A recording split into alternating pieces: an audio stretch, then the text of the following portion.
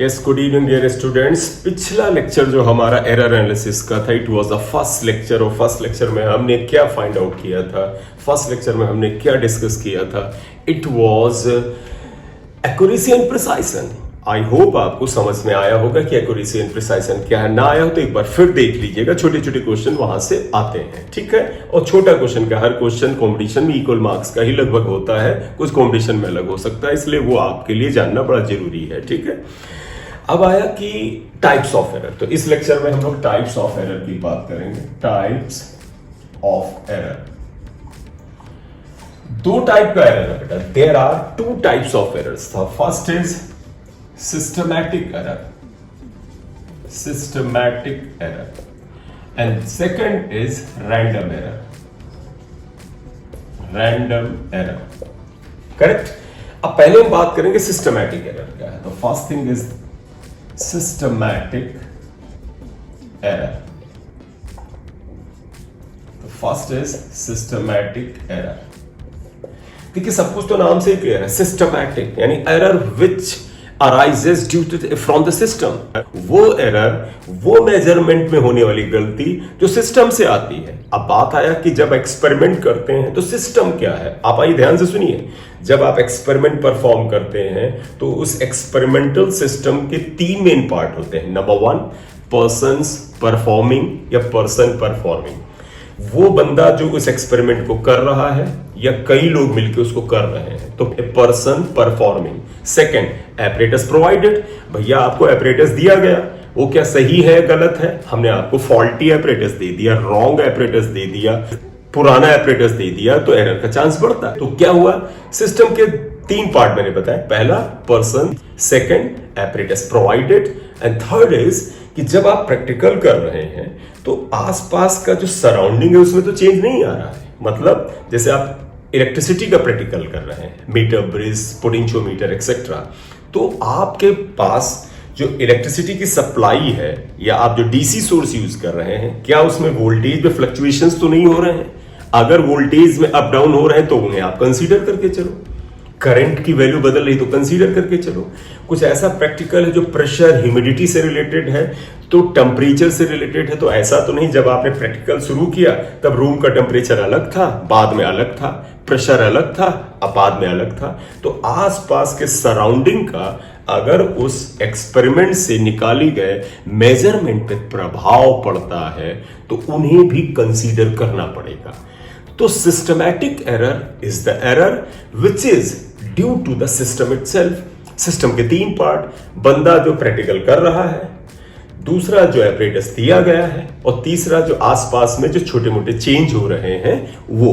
तो इन चीजों की वजह से जो एरर आता है उसे हम सिस्टमैटिक एरर कहते हैं। सिस्टमैटिक एरर का एक और पहचान है क्या, ये एरर केवल एक डायरेक्शन में होती है। आप इमेजिन करो, मैंने आपको एक स्केल दे दिया कि इसकी लंबाई नापो, और मैंने ऐसी स्केल आपकी दी जिसका कुछ हिस्सा घिस गया था। जैसे स्केल है, आपको याद करो, स्केल में यहां से 0 शुरू होता है, ये 1 हो गया, ये 2 हो गया। मैंने एक स्केल ऐसी दी जिसका ये 0 जो है ये घिस गया था। आप देखो, आपका ये यहां तक की स्केल मैंने दी, ये हिस्सा 2 खाने, 2 डिवीजन घिस गए थे।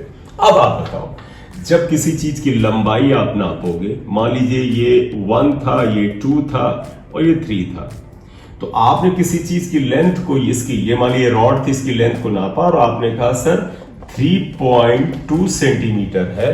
तो असल में देखो 3.2 नहीं है, क्योंकि आपकी मेजरमेंट 3.2 में ये दोनों डिवीजन भी आ गए हैं। सॉरी, ये दोनों डिवीजन जो है वो भी आ गए हैं। मतलब आप देखो, ये वाले डिवीजन जो वास्तव में यहां से स्टार्ट नहीं होते हैं, आपने इसको इसमें भी काउंट किया है। तो भाई साहब, अब आपका एरर जो आएगा वो क्या है, असल में रॉड क्या है, अगर आप 0 के सामने ये रखे होते, मतलब ये रॉड को अगर यहां 0 था यहां रखे हुए, तो इसकी वैल्यू 3.2 ना होकर के 3 आई होती। क्यों? अब इमेजिन करो, ये रॉड अगर मैंने ये टूटा हुआ आपको स्केल ना दिया होता तो रॉड यहां से शुरू होता, और जब यहां से शुरू होता तो इसकी लंबाई 3 सेंटीमीटर आती। तो वास्तव में जब एक सिस्टमैटिक एरर होता है तो जितने लोगों को मैं टूटा हुआ स्केल दूंगा वो सभी इसकी वैल्यू को, जो असली वैल्यू 3 सेंटीमीटर इसकी लंबाई है, उससे ज्यादा ही नापेंगे। तो जब एपरेटस में फॉल्ट होता है तो एक साइड का होता है, या तो वो छोटा है या बड़ा है, या तो उसमें नेगेटिव जीरो एरर है या पॉजिटिव जीरो एरर है। इस तरह की जो प्रॉब्लम्स होती हैं ये आपके मेजरमेंट में एक ही साइड में गलत वैल्यू देती हैं, या तो ट्रू वैल्यू से आप ज्यादा मेजर करते हैं और किसी दूसरे एपरेटस में ट्रू वैल्यू से कम मेजर करते हैं। जैसे यहां पर ट्रू वैल्यू इसकी 3 लगभग थी, हम हमेशा 3.2 मेजर करेंगे। तो इसलिए सिस्टमैटिक एरर की डेफिनेशन में यह भी लिखा जाता है, error which is obtained only in one direction। तो error obtained only in one direction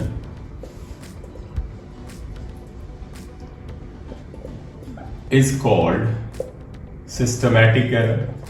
इसे हम systematic error कहते हैं, राइट।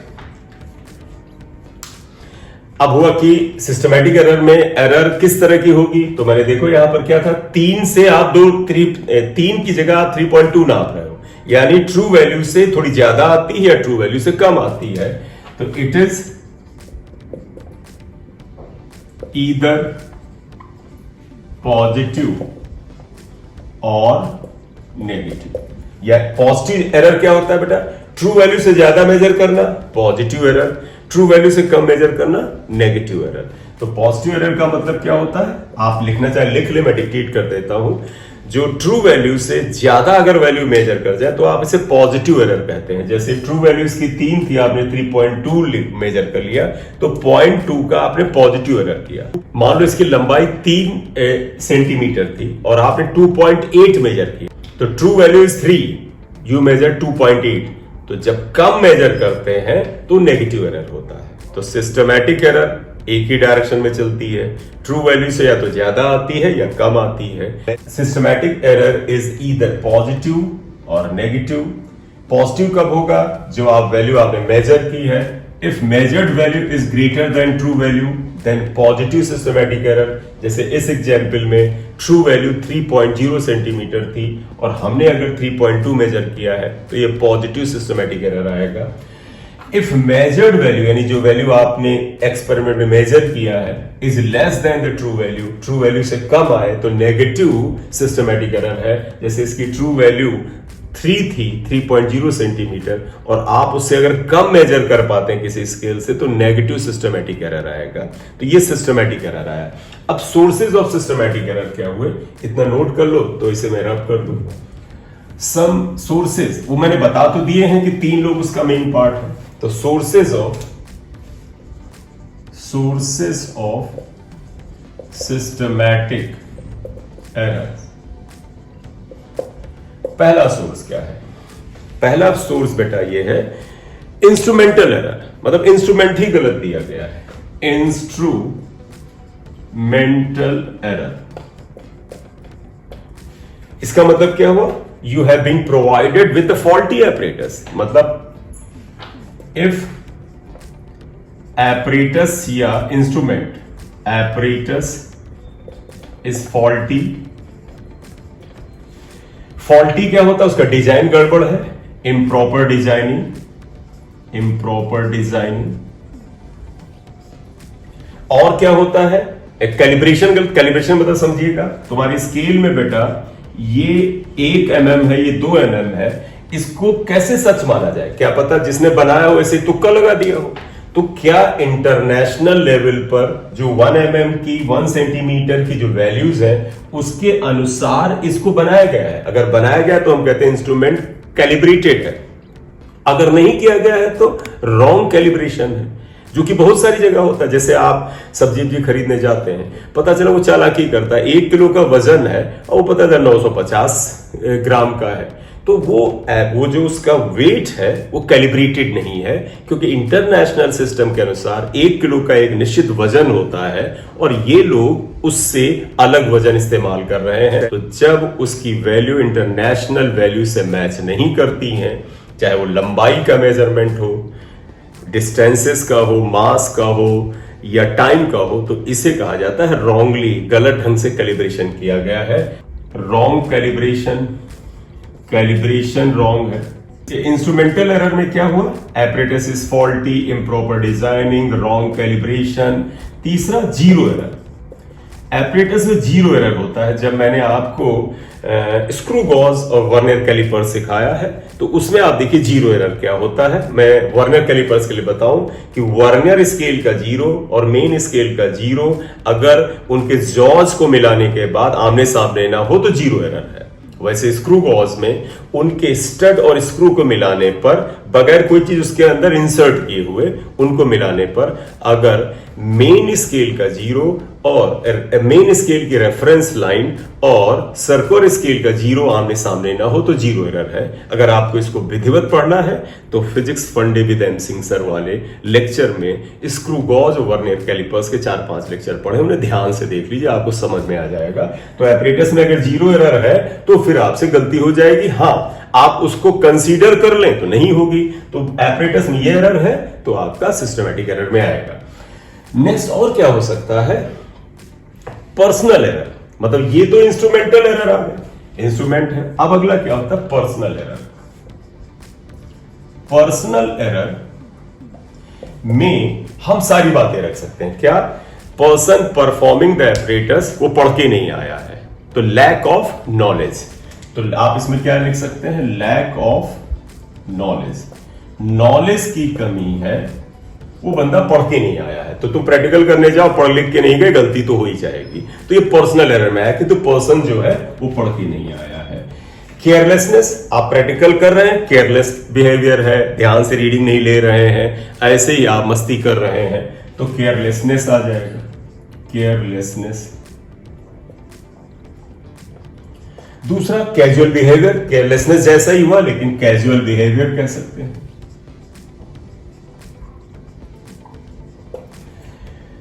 कैलकुलेशन एरर, आप जब कैलकुलेट कर रहे हैं तो कैलकुलेशन में एरर कर रहे हैं, वगैरह वगैरह। तो इस तरह की जो आपसे गलतियां होती हैं ये पर्सनल एरर में आती हैं। पर्सनल एरर के अंदर ही एटमॉस्फेयर वगैरह का चेंज भी आ जाएगा। Suppose in the surrounding you are doing a practical which is based on the temperature and pressure etc, but you are not considering the change in the pressure in the room or the lab। तो जो आपका atmosphere में change आता है तो इसका अगला point लिखें, चेंज इन सराउंडिंग। जो सराउंडिंग में चेंज आता है उसको अगर ना कंसीडर करें तो प्रॉब्लम हो सकती है। पर्सनल एरर आपको मिलेगा और पर्सनल एरर एक सिस्टमैटिक एरर का पार्ट है।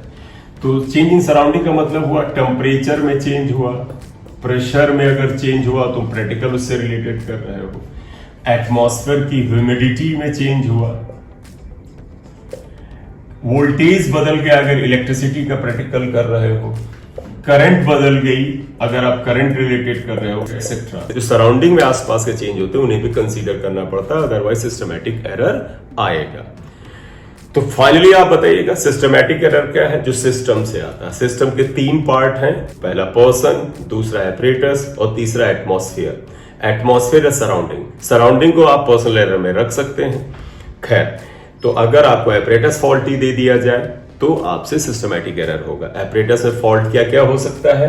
उसकी डिजाइनिंग गड़बड़ हो, रॉन्ग कैलिब्रेशन हो, जीरो एरर को कंसीडर न किया जा रहा हो, वगैरह वगैरह।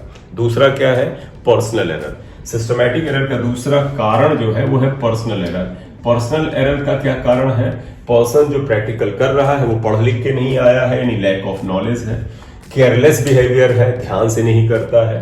कैजुअल बिहेवियर है, ना तो पढ़ के आया है ना प्रैक्टिकल के दौरान सावधानी से कर रहा है। कैलकुलेशन जब कर रहा है उसमें भी मस्ती कर रहा है, ध्यान से नहीं कर रहा है। और आसपास में होने वाले चेंजेस को, जिसको टीचर ने बता के भेजा है कि ये सावधानियां बरतनी हैं, उन सावधानियों को भी नहीं बरतेगा तो ये पर्सनल एरर में आएगा, यानी सिस्टमैटिक एरर होगा।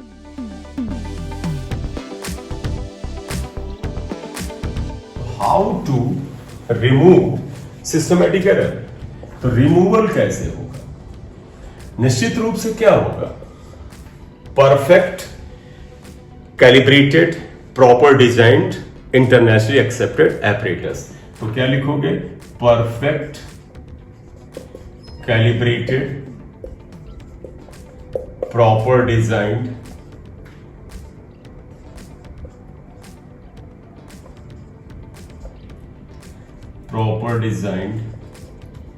apparatus आप लें।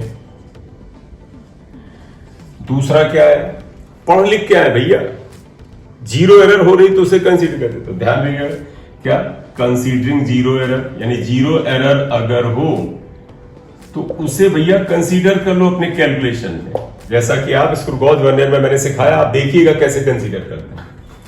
तीसरा, पर्सनल एरर हटाइए, पढ़ लिख के आइएगा, रिमूविंग पर्सनल एरर।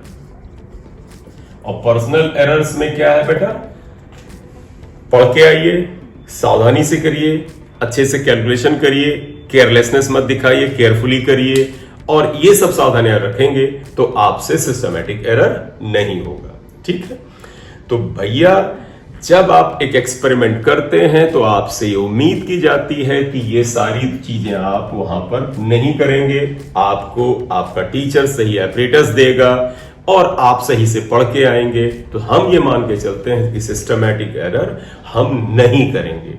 तुम कहोगे फिर हम इस चैप्टर में पढ़ेंगे क्या? इस चैप्टर में बेसिकली रैंडम एरर पढ़ा जाता है, क्योंकि रैंडम एरर नाम से ही क्लियर है, इसका कॉज ही रैंडम है। Nobody knows what is the cause, this error arises due to the random cause, किसी भी वजह से हो सकता है और उसे रोक पाना मुश्किल होता है। उसको रोकने का बस एक ही तरीका है, उसको कम करने का बस एक ही तरीका है कि large number of observation, reading जितनी ज्यादा लोगे रैंडम एरर उतना कम होगा। नेक्स्ट लेक्चर में रैंडम एरर की बात करेंगे और रैंडम एरर के साथ साथ वहीं पर absolute error, relative error, percentage error और न्यूमेरिकल की बात अगले लेक्चर में आ जाएगी। Thank you very much for watching the video. आपको ये वीडियो अगर यूजफुल लगते हैं तो चैनल को सब्सक्राइब करें, लाइक करें और अपने फ्रेंड्स में शेयर करें। Thank you very much.